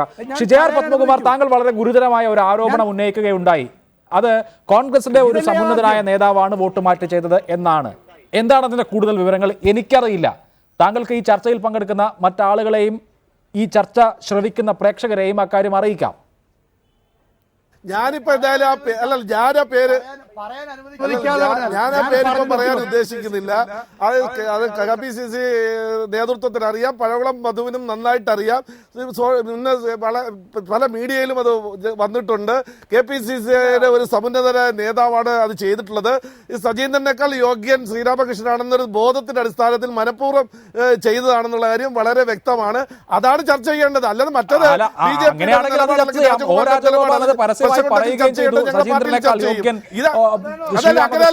ഇത് ബോധപൂർവ്വം വിപ്പ് കൊടുത്തു. ഇത് വിപ്പ് കൊടുത്തു. വലിയ ഗുരുതരമാണ്. പിന്നെ ഈ മനോഭാവത്തിന് അങ്ങനെ വിപ്പിന്റെ ആവശ്യമൊന്നുമില്ലല്ലോ. മനോഭാവം ഞങ്ങൾ വ്യക്തമായി ഞങ്ങളുടെ നിലപാട് പറഞ്ഞില്ലേ? മെമ്പർ അങ്ങനെ വോട്ട് ചെയ്തത് എന്ന് വിശദീകരിച്ചാൽ ഞങ്ങൾ പറഞ്ഞില്ലേ, ഇവിടെ ഈ സ്പീക്കർ തെരഞ്ഞെടുപ്പിൽ ഞങ്ങൾ രാഷ്ട്രീയം കാണുന്നില്ല. അല്ല, അങ്ങനെയാണെങ്കിൽ ഞാൻ ചോദിക്കട്ടെ, എന്തിനാ കൃഷ്ണനെ രാമനെ കൂട്ടുപിടിക്കുന്നേ? എന്തിനാ കൃഷ്ണനും രാമനും? നിങ്ങൾക്ക് പറഞ്ഞൂടെ? എനിക്ക് അദ്ദേഹത്തെ കൂടുതൽ അറിയാം, പരിചയമുണ്ട്. എനിക്ക് അദ്ദേഹത്തിന് വോട്ട് ചെയ്യാൻ ഞാൻ മനസാക്ഷി അനുസരിച്ച് വോട്ട് ചെയ്തു എന്ന് പറഞ്ഞാൽ അദ്ദേഹത്തെ ഞങ്ങളാരും വിളിച്ചു വെച്ചില്ലല്ലോ. രാജഗോപാൽ, ബഹുമാനായ നേതാവ് ശ്രീ രാജഗോപാലിന് CPM-ന് ഇടതു മുന്നണിക്ക് വോട്ട് ചെയ്യണേ വോട്ട് ചെയ്തോ? ആരെതിർക്കുന്നു?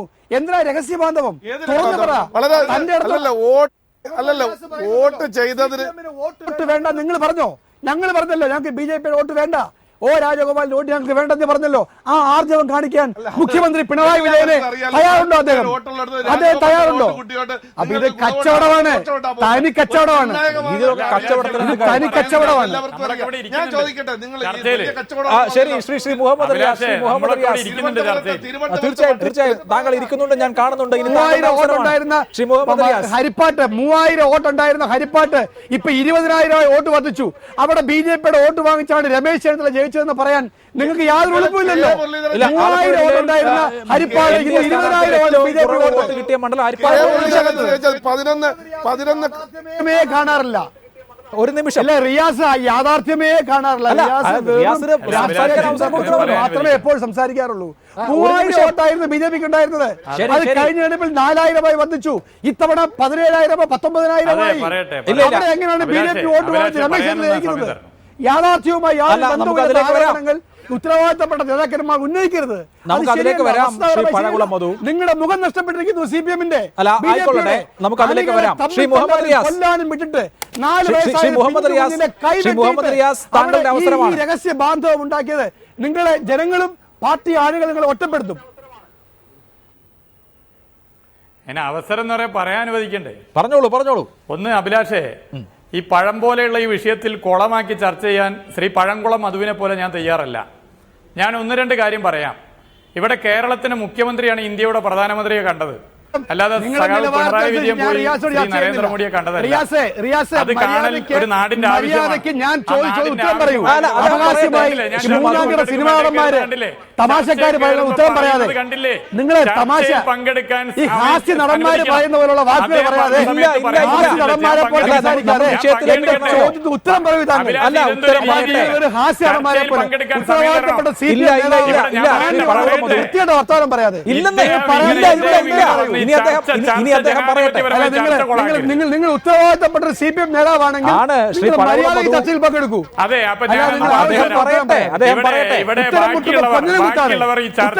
കൊഞ്ഞനം കുത്താതെ. ശ്രീ പഴകുളം മധു, താങ്കൾ കേൾക്കൂ, ഇനി അദ്ദേഹം പറയട്ടെ. ശ്രീ മുഹമ്മദ് റിയാസ് പറയൂ. അദ്ദേഹത്തിന്റെ മാനസികാവസ്ഥ ഞാൻ മനസ്സിലാക്കുന്നു, അതുകൊണ്ട് ഞാനിപ്പോ തിരിച്ചൊന്നും പറയുന്നില്ല. അപ്പൊ ഞാനൊന്ന് പറയട്ടെ. ഇവിടെ ഇന്ത്യയുടെ പ്രധാനമന്ത്രിയെ കേരളത്തിന്റെ മുഖ്യമന്ത്രി പോയി ഇപ്പോൾ കണ്ടു. അത് മുമ്പും കണ്ടിട്ടുണ്ട്, ഇനിയും കാണും. അതിലൊന്നും ഒരു വിഷയമില്ല. പക്ഷേ ഒന്ന് ഞാൻ പറഞ്ഞുതരാം. ഇവിടെ കേരള ഹൗസിന്റെ അടുക്കള റെയ്ഡ് ചെയ്തൊരു സമയം ഉണ്ടായിരുന്നു.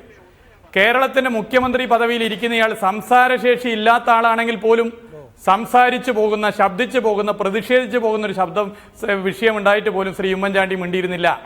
ഇനി അതുപോലുള്ള സംഭവങ്ങൾ കേന്ദ്ര ഗവൺമെന്റിന്റെ ഭാഗത്തുനിന്നുണ്ടെങ്കിൽ എന്തായിരിക്കും കേരളത്തിന്റെ മുഖ്യമന്ത്രിയുടെ ശബ്ദമെന്ന് ശ്രീ പഴകുളം മധു ഉൾപ്പെടെ തിരിച്ചറിയും. അത് സഖാവ് പിണറായിയാണ് ആ കസേരയിൽ ഇരിക്കുന്നത്.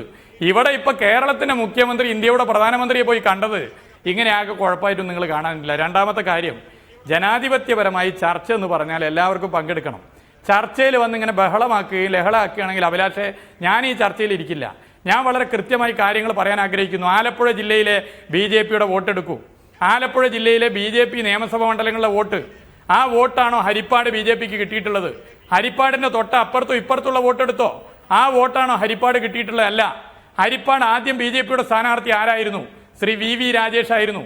VV രാജേഷിനെ കേരളത്തിൽ ആർക്കും പരിചയപ്പെടുത്തി കൊടുക്കേണ്ട ആവശ്യമില്ല. ശ്രീ പത്മകുമാറിനെ പോലെ തന്നെ ചാനൽ ചർച്ചയിലൂടെ കേരളീയ സമൂഹം അറിയുന്നയാളാ. ആ VV രാജേഷിനെ അവിടുന്ന് മാറ്റി. അത് BJPക്കകത്ത് തർക്കമാണ്, അത് കോൺഗ്രസിനകത്ത് അങ്ങാടിപ്പാട്ടാണ്. ശ്രീ രമേശ് ചെന്നിത്തലയ്ക്ക് വേണ്ടി മാറ്റി. RSSന്റെ പ്രത്യേകത എന്താ? RSSന്റെ പ്രത്യേകത, RSSുമായി ടൈപ്പ് ചെയ്യുന്ന ആളുകളുടെ ഫയൽ RSSൽ ഉണ്ടാവും. നാളെ RSSനെതിരെ അദ്ദേഹം സംസാരിച്ചാൽ ആ ഫയലൊക്കെ എടുത്ത് പുറത്തിടും. ശ്രീ രമേശ് ചെന്നിത്തലയ്ക്ക് ഈ ആയുസിലൊരിക്കലും RSSനെതിരെ ശബ്ദിക്കാൻ പറ്റില്ല. കാരണം രമേശ് ചെന്നിത്തല വളർന്നതും രമേശ് ചെന്നിത്തല മുന്നോട്ട് പോയതും RSSന്റെ സഹായം കൊണ്ടാണ്. മറുപടി പറയാൻ BJPക്കും കോൺഗ്രസിനും ഓരോ അവസരം കൊടുക്കുന്നുണ്ട്. അതിനു മുൻപ് ശ്രീ ജേക്കബ് ജോർജ്, നിയമസഭയിലെ O രാജഗോപാലിന്റെ വോട്ട് വലിയ രാഷ്ട്രീയ പ്രചരണായുധമാക്കും UDF എന്നുള്ള കാര്യത്തിൽ ഒരു തർക്കവുമില്ല. UDFനെ സംബന്ധിച്ച് തിരിച്ചു വരാനുള്ള വഴി, ന്യൂനപക്ഷങ്ങളുടെ വോട്ടടക്കം അവരുടെ പക്കലേക്ക് തിരികെ കൊണ്ടുവരാനുള്ള ഒരു ക്യാമ്പയിൻ മെറ്റീരിയലും ആണ് അത് വിജയിക്കുമോ?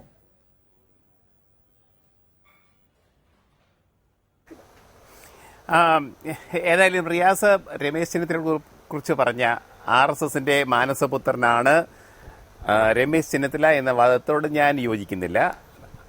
രമേശ് ചെന്നിത്തലയെ കേരളം അറിയുന്നത് നല്ല ഒരു കോൺഗ്രസ്സുകാരൻ, KSU യൂത്ത് കോൺഗ്രസ് അതിലൂടെ വളർന്നു ഒരു കോൺഗ്രസ്സുകാരൻ നിലയ്ക്കാണ്. ഞാൻ രമേശ് ചെന്നിത്തലയെ അങ്ങനെ കാണുന്നുള്ളൂ. അദ്ദേഹത്തിന് ഇപ്പം കുറച്ച് RSSകാരെ ഹരിപ്പാട്ട് വോട്ട് കൊടുത്തു എന്ന് കരുതി രമേശ് ചെന്നിത്തല RSSന്റെ ആളാണ്, പ്രിയപ്പെട്ടവനാണ് എന്ന് പറയുന്നതിൽ രാഷ്ട്രീയമായിട്ട് എനിക്ക് യോജിക്കാൻ കഴിയത്തില്ല. ഞാൻ അങ്ങനത്തെ ഒരു നിലപാടാണ് സ്വീകരിക്കുന്നത് എന്ന് ആദ്യമേ രേഖപ്പെടുത്തട്ടെ.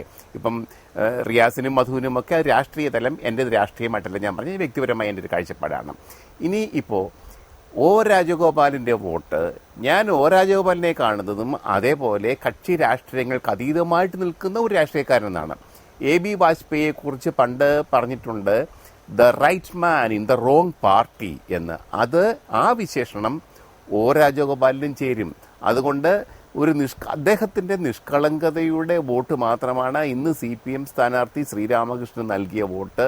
അതിൽ പരം അതിൻ്റെ അകത്ത് രാഷ്ട്രീയമോ അദ്ദേഹത്തിന്റെ BJPയുടെ തീവ്ര നിലപാടോ എന്തെങ്കിലും ഉണ്ടെന്ന് എനിക്ക് തോന്നുന്നില്ല. യഥാർത്ഥത്തിൽ കേരളത്തിൽ BJPയുടെ ഒന്നാമത്തെയും രണ്ടാമത്തെയും ശത്രു CPM തന്നെയാണ്. കഴിഞ്ഞ കാലങ്ങളിൽ CPM ആണ് വളരെ ഫലപ്രദമായി ശക്തമായി BJPക്കെതിരായി നിലനിന്നിട്ടുള്ളത്. ഈ തവണയും UDF ഭരണത്തിൽ വരുന്നതായിരുന്നു BJPക്ക് സൗകര്യം രാഷ്ട്രീയമായി. പക്ഷേ അതൊന്നും O രാജഗോപാലിൻ്റെ ഇന്നത്തെ വോട്ടിനെ സ്വാധീനിച്ചിട്ടില്ല. അത് അദ്ദേഹത്തിൻ്റെ വ്യക്തിപരമായ വോട്ടാണ്, അദ്ദേഹത്തിൻ്റെ വ്യക്തിത്വത്തിൻ്റെ, അദ്ദേഹത്തിൻ്റെ നിലപാടുകളുടെ ഒരു പ്രതിഫലനം മാത്രമാണ് എന്ന് ഞാൻ പറയുന്നു. ശ്രീ JR പത്മകുമാർ, O രാജഗോപാലിന്റെ വോട്ടിനെ സ്വാഭാവികമായും BJP നേതാക്കൾക്ക് ന്യായീകരിക്കേണ്ടതുണ്ട് എങ്കിലും ആ വോട്ട് BJPക്ക് പാർട്ടി എന്നുള്ള നിലയിൽ നല്ല രീതിയിൽ പ്രയാസങ്ങൾ ഉണ്ടാക്കിയിട്ടുണ്ട് എന്നുള്ളത് വസ്തുതയാണ്. BJP നേതാക്കളുമായി സംസാരിക്കുമ്പോൾ വ്യക്തിപരമായി തന്നെ അത് ബോധ്യപ്പെടുകയും ചെയ്യും. ഇതിപ്പോൾ വ്യക്തിപരമായ നിലപാട് O രാജഗോപാൽ സഭയിലെടുത്തതാണ് എന്ന് പാർട്ടി വിശദീകരിക്കുമ്പോൾ ഇനി പ്രധാനപ്പെട്ട വിഷയങ്ങളിൽ നിലപാടെടുക്കേണ്ടി വരുമ്പോൾ പാർട്ടിയും O രാജഗോപാലും തമ്മിൽ അതിലൊരു ധാരണയിലെത്തുമോ? നിയമസഭയിൽ സ്വീകരിക്കേണ്ട തന്ത്രം എന്ത് എന്ന് BJP ഒരു പാർട്ടി എന്നുള്ള നിലയിൽ തീരുമാനിക്കുകയും ആ നിലപാട് പാർട്ടിയുടെ ഏക നിയമസഭാ അംഗം സഭയിൽ നടപ്പാക്കുകയും ചെയ്യുമോ?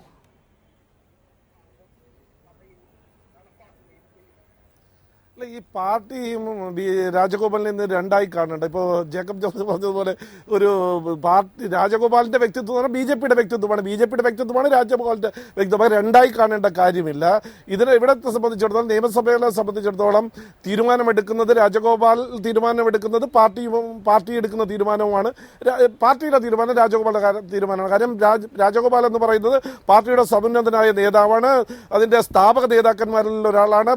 അതേ നയരൂപീകരണ രൂപീകരണത്തിൽ നിർണായകമായ പങ്കുവഹിക്കുന്ന ഒരാളാണ്. അതുകൊണ്ട് വ്യത്യസ്തമായ രാജഗോപാലിന്റെ തീരുമാനം വേറെ, പാർട്ടിയുടെ തീരുമാനം വേറെ എന്നുള്ളൊരു നിലപാട് നമ്മൾ കാണേണ്ട യാതൊരു കാര്യമില്ല. ഇതിനെ സംബന്ധിച്ചിടത്തോളം വളരെ വ്യക്തമായിട്ട് പറഞ്ഞു, ഞങ്ങളെ സംബന്ധിച്ചിടത്തോളം അന്ധമായ കോൺഗ്രസ് വിരോധമോ അന്ധമായ CPM വിരോധമോ ഇല്ല. ഈ സംസ്ഥാനത്തെ വികസനത്തിന് വേണ്ടിയിട്ട് നിലപാടെടുക്കുക, യോജിച്ച നിലപാടെടുക്കുക.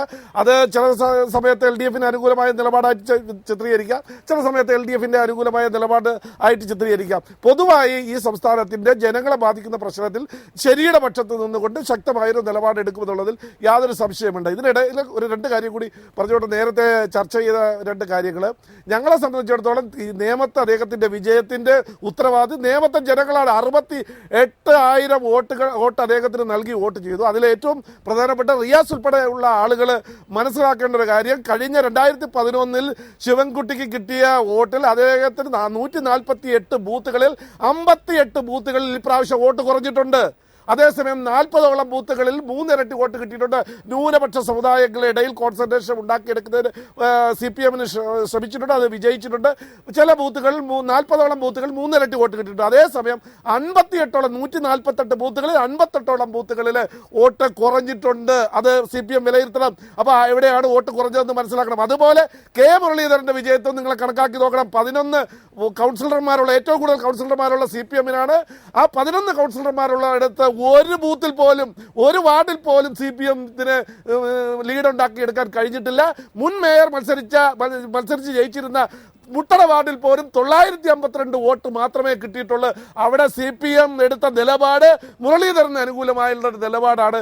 ഇവർ പരസ്പരം അങ്ങോട്ട് ഇങ്ങോട്ട് വോട്ട് ട്രാൻസ്ഫർ ചെയ്തിട്ട് BJPക്ക് കിട്ടുന്ന വിജയത്തിന്റെ അവകാശികളാവാൻ ഇങ്ങനെ കോൺഗ്രസ് അല്ലെങ്കിൽ UDF ആണ് അല്ലെങ്കിൽ LDF ആണെന്ന് പറഞ്ഞ് പരസ്പരം മത്സരിച്ചിട്ട് കാര്യമില്ല.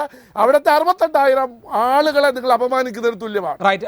എന്താണ് ശ്രീ മുഹമ്മദ് റിയാസ് പറയാനുള്ളത്? താങ്കൾ സംസാരിക്കാനുണ്ടെന്ന് സൂചിപ്പിക്കുന്നുണ്ടായിരുന്നു. ഒന്ന്, ശ്രീ പത്മകുമാർ അവിടെ കഴിഞ്ഞ തവണ UDFന് കിട്ടിയ വോട്ടും ഇത്തവണ കിട്ടിയ വോട്ടും നേമത്ത് എത്രയെന്നുള്ളത് ഒന്ന് പരസ്യമായി പറയുന്നത് നല്ലതാണ്. ഞങ്ങളെ സംബന്ധിച്ചിടത്തോളം 2011 LDFന് സഖാവ് ശിവൻകുട്ടി കിട്ടിയ വോട്ടിനേക്കാൾ വോട്ട് വർദ്ധിച്ചിട്ടും ഞങ്ങളവിടെ പരാജയപ്പെടാൻ കാരണം UDFന്റെ വോട്ട് വല്ലാതെ കുറഞ്ഞതാണ്. വട്ടിയൂർക്കാവിലെ സ്ഥിതി എന്ത്? വട്ടിയൂർക്കാവിൽ ഞങ്ങൾ കരുത്തയായ ഒരു സ്ഥാനാർത്ഥിയെ മത്സരിപ്പിച്ചു. പാലക്കാടും വട്ടിയൂർക്കാവിലും MP-മാരെ മത്സരിപ്പിച്ചത് കൊണ്ട് അവിടെ BJPക്ക് വിജയിക്കാനായില്ല.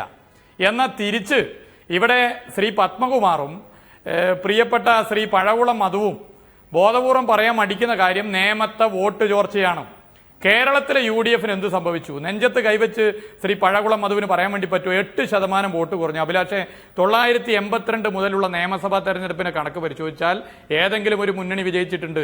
എന്നാൽ ആ പരാജയപ്പെടുന്ന മുന്നണിക്ക് 8% വോട്ട് കേരളത്തിൽ കുറഞ്ഞിട്ടില്ല.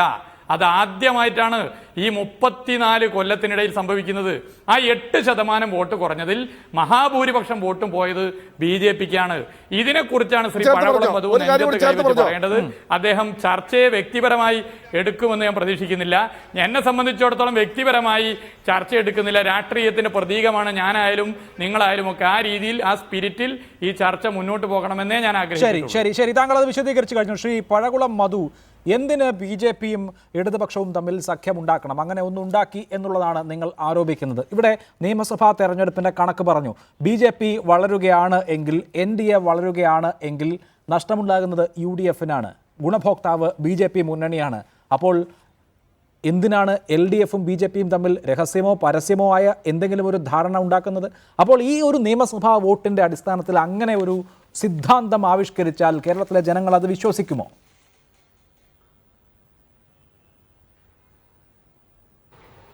കേരളത്തിലെ ജനങ്ങൾക്ക് വിശ്വസിക്കാൻ മതിയാവോളമുള്ള തെളിവുകൾ കേരളത്തിൽ ഇപ്പോൾ ഉണ്ട്. ആരാണ് പറഞ്ഞത് BJP വളർന്നാൽ കോൺഗ്രസിനാണ് ക്ഷീണമെന്ന്? ചില സ്ഥലങ്ങളിൽ ഞങ്ങൾക്കാണ് ക്ഷീണം, ഭൂരിഭാഗം സ്ഥലങ്ങളിലും CPMനാണ് അത് ക്ഷീണം ഉണ്ടാക്കുന്നത്. അത് നമ്മളൊരു പ്രത്യേക സബ്ജക്റ്റായി എടുത്ത് വിശകലനം ചെയ്യേണ്ട ഒരു കാര്യമാണ്. ഞാൻ ചോദിക്കട്ടെ, മുഹമ്മദ് റിയാസിനോട് ഞാൻ ഒരു കാര്യം ചോദിക്കാം. ഇവിടെ ഹരിപ്പാട്ട്, അതിനേക്ക് ഞാൻ ആദ്യം ഉത്തരം പറയട്ടെ. എനിക്ക് ദയവായി എനിക്ക് ഈ ചോദ്യങ്ങൾക്കെല്ലാം ഉത്തരം തരാനുള്ള സമയം തരണം. ഹരിപ്പാട്ട് BJPക്ക് ബാബു പ്രസാദ് MLA ആയി ജയിക്കുമ്പോൾ 3000 വോട്ട് മാത്രമാണ് ഉണ്ടായിരുന്നത്. 2011 അത് 4500 വർദ്ധിച്ചു. ഈ തെരഞ്ഞെടുപ്പിൽ 20,000-ഓളം വോട്ട് അവിടെ കൂടുകയുണ്ടായി.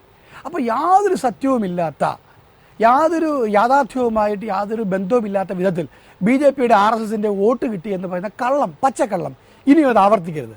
വസ്തുതാപരമായി കണക്കുകൾ പരിശോധിച്ചിട്ട് മാത്രമേ അത് പറയാവൂ. രമേശ് ചെന്നിത്തല കേരളത്തിലെ കോൺഗ്രസ് നേതൃത്വത്തിലെ ഏറ്റവും സെക്യുലറായ നേതാവാണ്.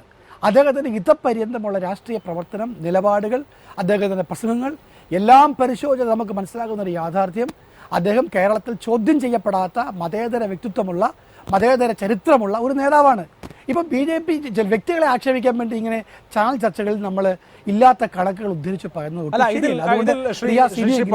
എനിക്ക് കൂട്ടിച്ചേർക്കാനുള്ള ഒരു കാര്യം, 2014 ലോക്സഭ താങ്കൾ ഈ സൂചിപ്പിച്ച 3000-4000 വോട്ടുകളെ ആലപ്പുഴ ജില്ലയിലെ മിക്ക മണ്ഡലങ്ങളിലും NDA സ്ഥാനാർത്ഥികൾക്ക് അല്ലെങ്കിൽ BJP സ്ഥാനാർത്ഥികൾക്ക് ഈ പറയുന്ന 2006-ലും 2011-ലും ഒക്കെ ഉണ്ടായിരുന്നുള്ളൂ. പക്ഷേ ആലപ്പുഴ ജില്ലയിൽ ഹരിപ്പാട് ഒഴികെയുള്ള മണ്ഡലങ്ങളിൽ 25,000 മുതൽ 35,000 വരെ വോട്ടുകൾ ഇത്തവണ NDA സഖ്യം സമാഹരിച്ചിട്ടുണ്ട്. എങ്കിൽ ആലപ്പുഴ ജില്ലയിൽ NDAക്ക് ഏറ്റവും കുറവ് വോട്ട്, NDAക്ക് 20,000-ൽ കുറവ് വോട്ട് കിട്ടിയ ഒരേ ഒരു മണ്ഡലം ഹരിപ്പാടാണ്. അവിടെ അവരുടെ സ്ഥാനാർത്ഥിയുടെ വോട്ട് 15,000-ലും താഴെയാണ്. ഇത് രമേശ് ചെന്നിത്തല സെക്കുലർ അല്ലാത്തത് കൊണ്ടോ അദ്ദേഹം RSSന്റെ വോട്ട് വാങ്ങിയത് കൊണ്ടോ ഒന്നും ആയിരിക്കില്ല. മറിച്ച് അദ്ദേഹം കൂടുതൽ ഈ പറയുന്ന NDAക്ക് വോട്ട് ചെയ്യുന്ന ആളുകൾക്ക് കൂടി സ്വീകാര്യനായ ഒരു കാൻഡിഡേറ്റ് ആയതുകൊണ്ടും ആകാം. പക്ഷേ കണക്കുകളിൽ അങ്ങനെ ഒരു വസ്തുതയുണ്ട്, അത് അവർ രാഷ്ട്രീയമായി ഉപയോഗിക്കുന്നു എന്നുള്ളതേ ഉള്ളൂ. താങ്കൾ അദ്ദേഹത്തിൻ്റെ സെക്കുലറിസത്തെ ചോദ്യം ചെയ്തു എന്നുള്ള രീതിയിൽ വ്രണത ഹൃദയനാകേണ്ട. ഇനി മറ്റുള്ള ചോദ്യങ്ങൾക്കുള്ള ഉത്തരം.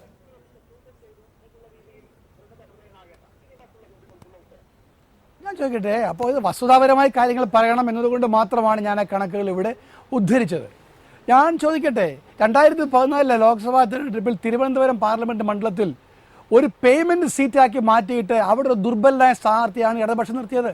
ഞങ്ങളും അതുപോലെ ശക്തനായ ശശി തരൂരെ നിർത്തിയില്ലായിരുന്നുവെങ്കിൽ 2014 കേരളത്തിൽ നിന്ന് ആദ്യം അക്കൗണ്ട് തുറന്ന് BJP നേതാവ് ഇന്ത്യൻ പാർലമെന്റിലേക്ക് പോകുകയില്ലായിരുന്നോ? ഇവരന്ന് നടത്തിയ കള്ളക്കച്ചവടം അന്ന് നമുക്ക് ഒരുപാട് വിഷയങ്ങളാണ് നമ്മളുടെ ഇപ്പോഴത്തെ കോണ്ടെക്സ്റ്റിൽ എത്രമാത്രം യോജിക്കുമെന്ന് അറിയില്ല. തുടരുക ശ്രീ പഴകുളം മധു. ശ്രീ ജേക്കബ് ജോർജ്, ഈ തെരഞ്ഞെടുപ്പാനന്തരവും നമ്മുടെ രാഷ്ട്രീയം ഊന്നി നിൽക്കുന്നത് BJP ബാന്ധവം അങ്ങോട്ടും ഇങ്ങോട്ടും പരസ്പരം ആരോപിക്കുന്ന രാഷ്ട്രീയ സമവാക്യങ്ങളിലാണ്.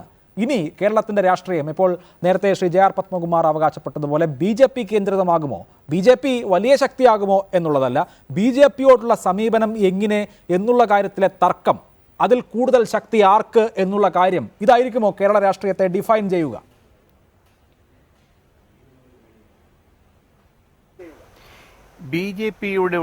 BJPയോടുള്ള സമീപനം കഴിഞ്ഞ തെരഞ്ഞെടുപ്പിൽ ഒരു പ്രധാന വിഷയം തന്നെയായിരുന്നു അഭിലാഷ്.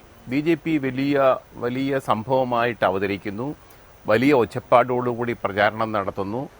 അപ്പോൾ BJPയോടുള്ള സമീപനം എന്തായിരിക്കണം? ഉമ്മൻചാണ്ടിയും VM സുധീരനും ഒക്കെ രമേശ് ചെന്നിത്തലയും ഒക്കെ സ്വീകരിച്ച നിലപാട്, അതേപോലെ VS അച്യുതാനന്ദനും പിണറായി വിജയനും ഒക്കെ സ്വീകരിച്ച നിലപാട്. ഞാൻ കാണുന്നത് ഈ തെരഞ്ഞെടുപ്പ് ഫലം കാണിക്കുന്നത് BJPയെയും RSSനെയും അവരുടെ ഹൈന്ദവ അജണ്ടയെയും ന്യൂനപക്ഷങ്ങൾക്ക് തോന്നിയത് ഹൈന്ദവ അജണ്ടയെ പരാജയപ്പെടുത്താൻ ശേഷിയുള്ള നേതാവ് പിണറായി വിജയനാണെന്നാണ് കേരളത്തിലെ ന്യൂനപക്ഷ സമൂഹമെങ്കിലും കണ്ടത്. അങ്ങനെ കേരളത്തിലെ ന്യൂനപക്ഷ സമൂഹവും ന്യൂനപക്ഷ വിഭാഗവും മതേതര വിഭാഗവും അങ്ങനെ ഒരു നിലപാട് കൈക്കൊണ്ടതുകൊണ്ട് തന്നെയാണ് ഈ തെരഞ്ഞെടുപ്പിൽ ഇപ്പോൾ ഇടതുപക്ഷം ജയിക്കുകയും ഇപ്പോൾ പിണറായി വിജയൻ മുഖ്യമന്ത്രിയാവുകയും ചെയ്തത്. അത് വ്യക്തിപരമായിട്ട് പിണറായി വിജയന് തന്നെയുള്ള ഒരു ചാർത്തിക്കൊടുക്കലായിരുന്നു ജനങ്ങളുടെ. അത് അങ്ങനെ ഒരു അംഗീകാരം കിട്ടാൻ ഉമ്മൻചാണ്ടിക്ക് കഴിഞ്ഞില്ല. ഉമ്മൻചാണ്ടി അതിന് വലുതായിട്ട് ശ്രമം നടത്തിയുമില്ല. BJPക്കെതിരെ ശക്തമായ ഒരു ചെറുത്തുനിൽപ്പ് നടത്താൻ ഒരിക്കലും ഉമ്മൻചാണ്ടി കാര്യമായ ഒരു ശ്രമം നടത്തി. ശരി, അതാണ് താങ്കൾ ചൂണ്ടിക്കാണിക്കുന്നത്. സമയപരിമിതി മൂലമാണ് ഞാൻ ഇടപെടുന്നത്. വളരെ നന്ദി ശ്രീ ജേക്കബ് ജോർജ്, ഒപ്പം ശ്രീ മുഹമ്മദ് റിയാസ്, ശ്രീ പഴകുളം മധു, ശ്രീ JR പത്മകുമാർ ചർച്ചയിൽ പങ്കെടുത്തതിന്.